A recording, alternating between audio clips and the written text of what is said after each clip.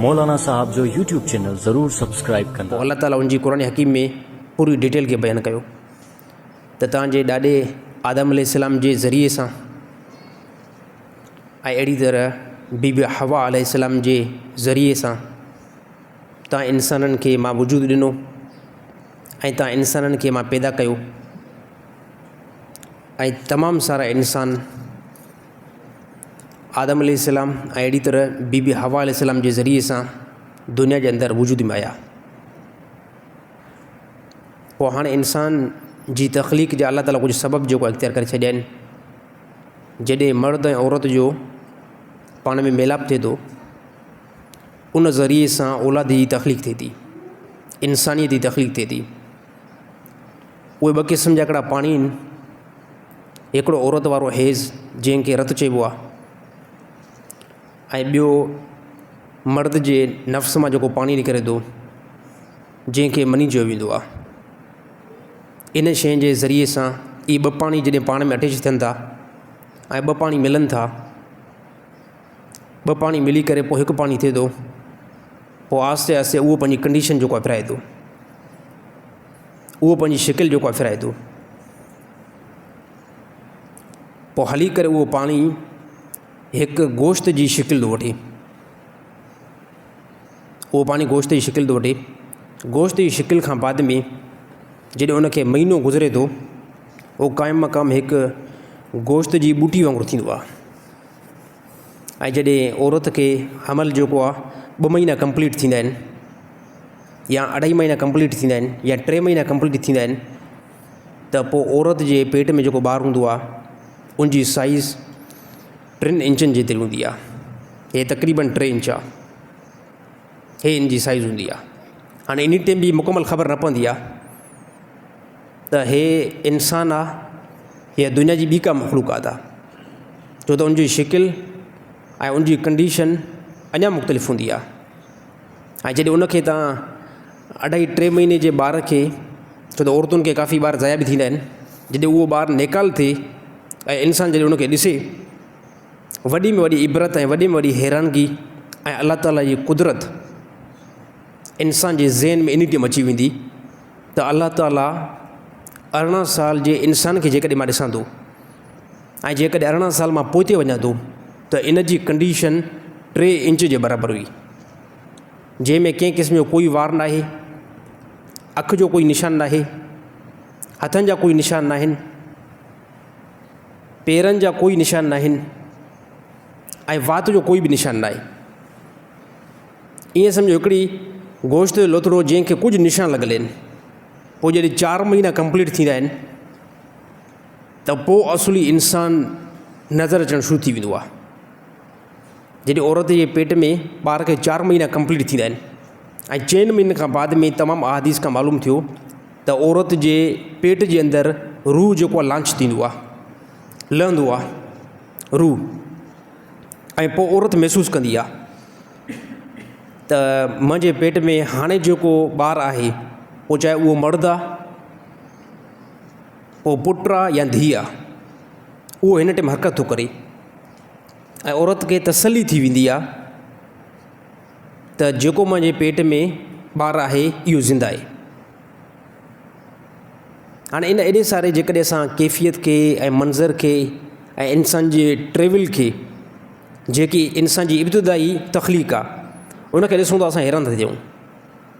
ऐं जेकॾहिं इन जे अंदरि को मुस्लमान सोच वीचार करे त अल्लाह ताला हिन टाइम मुंहिंजी उमिरि तक़रीबन 25-30 साल जे क़रीब आहे, त मां ॾिसां त हिन टाइम मुंहिंजी जवानी जेको आहे बिल्कुलु ताक़त में आहे, मुंहिंजो हुस्न जेको आहे कमाल दर्जे जो ऐं मुंहिंजी सिहत बिल्कुलु दुरुस्त, ऐं मां जेकॾहिं 25 साल पोइ वञा थो त मुंहिंजी काई हैसियत न आहे। त एॾे सारे ताक़त ते पहुचाइण वारी जेकी ज़ात आहे उहा अकेले अल्लाह रब्बुल इज़्ज़त जी आहे। हिन टाइम मां तव्हां ॾाढो वेठो आहियां त मुंहिंजी तक़रीबन 26-27 साल उमिरि आहे ऐं जेकॾहिं मां पोइ हलियो वञा 25-26 साल जेकॾहिं मां पोइ हलियो वञा, मां पंहिंजी माउ जे पेट में आहियां, सिर्फ़ु 3 इंच जो इंसानु, ऐं उन टाइम कोई बि महसूसु न कंदो कोई बि यकीन न कंदो त हे हली करे अॻिते एॾा को कमु करे सघंदो, एतिरो को दुनिया जे अंदरि कारनामो करे ॾेखारींदो। कंहिं इंसान जे अकुल ऐं ज़हन खां बिल्कुलु ॻाल्हि ॿरे थी वञे। इहा ॻाल्हि अलाह ताला जी कुदरत आहे। अलाह ताला फरमाए तव्हांखे किथां खणी करे असां किथां बीहारियो आहे, ऐं पोइ इहो ई इंसान तव्हां तकबुर कयो था ऐं तव्हां पंहिंजी वॾाई जेको आहे मुंहिंजे अहकाम जाॾो ॾेखारियो था, ऐं मां तव्हांखे चंद शयुनि जो हुकुम कयो आहे, उनखां तव्हां मुंहुं मोड़ियो था, त अलाह ताला कंहिं बंदे जे मथां बि जेको क़यामत ॾींहुं ज़ुल्म न कंदो। इहा ॻाल्हि ज़हन में रहणु खपे। कंहिं बंदे जे मथां अलाह ताला क़यामत जे ॾींहं जे अंदरि ज़ुल्म अलाह ताला न कंदो। न ई अलाह ताला कंहिंखे जनम में पंहिंजे तरफ़ां मोकिलींदो। हालांकि सभु जेके कारनामा आहिनि हे इंसान जे मथां जेको आहे डिपेंड कनि था। अलाह ताला अकुल ॾिनो, शऊर ॾिनो, शरीयत मोकिली, रसूलुल्लाह सल्लल्लाहु अलैहि वसल्लम वासो मोकिलियो। हे सभु कुझु अलाह ताला ॻाल्हि क्लियर करे छॾी त मौत खां बाद में क़बर वारी ज़िंदगी, जनम वारी ज़िंदगी ऐं जन्नत वारी ज़िंदगी, इनखे बनायो। इनखे बनाइण जे लाइ तरीक़ो अलाह ताला क़ुरान हकीम में बयानु करे छॾियो। लक़द कान लकुम फ़ी रसूलिल्लाहि उसवतुन हसना। तरीक़े खे फॉलो करिणो आहे न, त नबी सल्लल्लाहु अलैहि वसल्लम तरीक़े खणो। वमा आताकुम रसूल फ़ख़ुज़ूहु वमा नहाकुम अन्हु फ़ंतहू। नबी सल्लल्लाहु अलैहि वसल्लम जंहिं शइ जो तव्हांखे हुकुम करे त उनजी इतवा कयो, ऐं जंहिं शइ खां रसूलुल्लाह सल्लल्लाहु अलैहि वसल्लम मना करे उनखां रुकिजी वञो। हा, उनजे अंदरि पंहिंजो ज़हन जेको आहे इस्तेमालु न कयो, पंहिंजी खोपड़ी जेको आहे उनजे अंदरि इस्तेमालु न कयो, त मुंहिंजो ज़हन शरीयत जी हिन ॻाल्हि खे तस्लीम त नथो करे, मुंहिंजो अकुल अलाह छो इन जे मथां मैच नथो बीहे, मुंहिंजो अकुल अञा ॿी का ॻाल्हि थो करे, त पोइ उन टाइम अल्हम्दुलिल्लाह असां मुस्लमान आहियूं। मां चवां त मुंहिंजो अकुल नाक़िस आहे, मुंहिंजो दिमाग़ इंतिहाई ज़ईफ़ आहे। अलाह ताला जो फ़रमान ऐं रसूल जो फ़रमान ज़्यादा जेको आहे वैल्यू थो रखे, ज़्यादा जेको आहे ताक़त थो रखे। छाजे करे त जीअं अलाह ताला असांजी तख़लीक़ कई आहे, जीअं अलाह ताला 7.5 अरब इंसान खे बनायो, ऐं 7.5 अरब इंसान खे जेकॾहिं अगरि तव्हां ॾिसंदव, इन सभिनी जी स्पीच यानी ज़बान मुख़्तलिफ़ आहे। मुंहिंजी ज़बान सिंधी, ॿिए कंहिं मौलवी जी उर्दू, इंग्लिश, फ़ारसी, जेकॾहिं ज़बानुनि खे असां काउंट कयूं, दुनिया जे अंदरि काफ़ी ज़बानूं आहिनि। ज़बानुनि खां अलावा माशरो, तहज़ीब, हलणु चलणु सभिनी इंसाननि जो अमूमन मुख़्तलिफ़। हाणे हिते बंदो ज़हन में ॻाल्हि रखे, जीअं अलाह ताला 7.5 अरब इंसान खे अकुल ॾिनो, ऐं अकुल जे ज़रिए सां अॼु इंसान हवा जे अंदरि ट्रेवल थिए थो।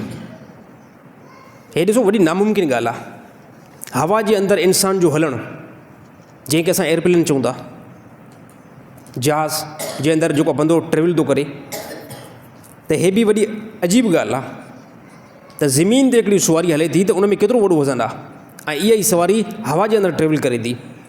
त इहो यकीन तौर ते दुनिया जे कंहिं गैर मुस्लिमनि जहाज़ बनायो आहे, कंहिं काफ़रनि बनायो आहे। मुमकिन आहे हिन मौजूदा ज़माने जे अंदरि मुस्लमाननि बि इहो कमु शुरू कयो हुजे, साइंस जे अंदरि मुस्लमान बि काफ़ी तरक़ी कई आहे। पर मां इहा ॻाल्हि करणु चाहियां थो, इन काफ़र खे अकुल ऐं ज़हन कीअं ॾिनो, इनखे शऊर कीअं ॾिनो, इनखे दानाई कीअं ॾिनी, जेकॾहिं असां पोइ ते वञूं था सिर्फ़ु असांखे अलाह रब्बुल इज़्ज़त जी ज़ात नज़र थी अचे। जीअं अलाह ताला एॾे इंसान खे, एतिरनि सारा इंसान खे अकुल ॾेई करे दुनिया जी तरफ़ मोकिलियो।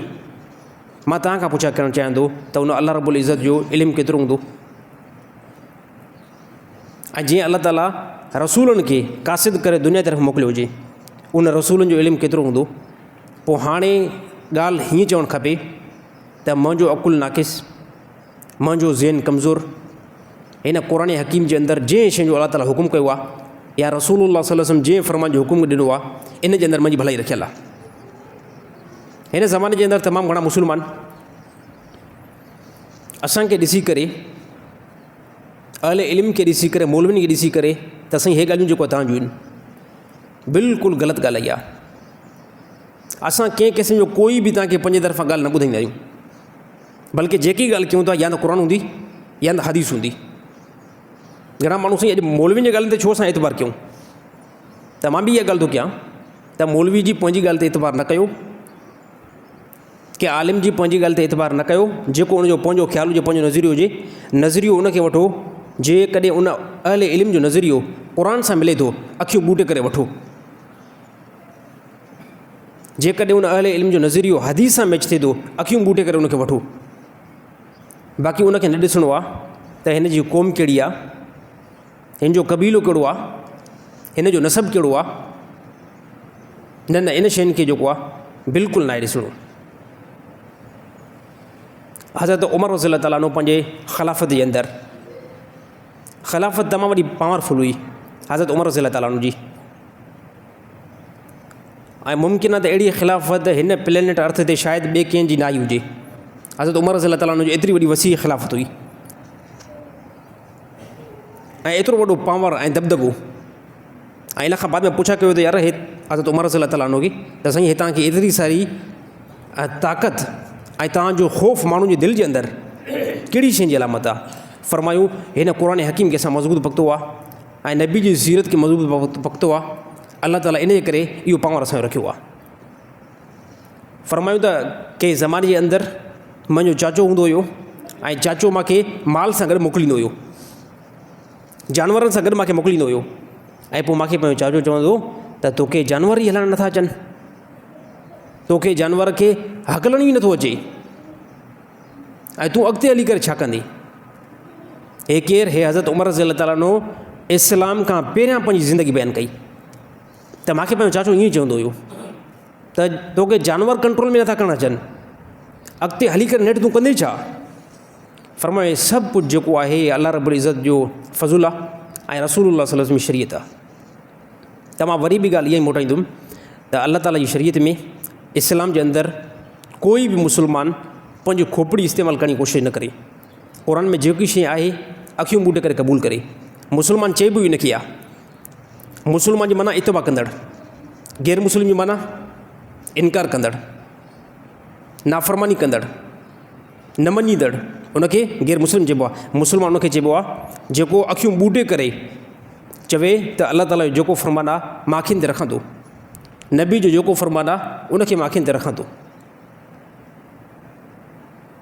त सेम अल्लाह ताला हे भलारो महीनो जेको असांखे नसीब अता फ़रमायो आहे त इन जे अंदरि अल्लाह ताला जे अहकाम खे असां मज़बूत पकड़ियूं, जंहिंमें रोज़ा अल्लाह ताला फ़र्ज़ु कया आहिनि।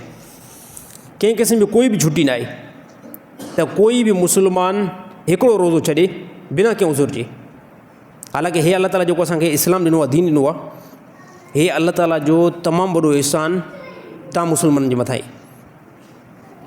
शायदि इन जेको आहे इस्लाम खे अगरि तव्हां अल्लाह जे ॾाढो नफ़िल पढ़णु शुरू कयो ऐं पूरी ज़िंदगी शुक्र ऐं नफ़िल पढ़ो त बि मां सम्झां थो हीअ अल्लाह ताला जो एहसान तव्हां नथा लाइ सघो, जो अल्लाह ताला रसूलुल्लाह सल्लल्लाहु अलैहि वसल्लम उम्मती बनायो ऐं इस्लाम जी दौलत सां अल्लाह ताला तव्हांखे ऐं मूंखे जेको नवाज़ियो।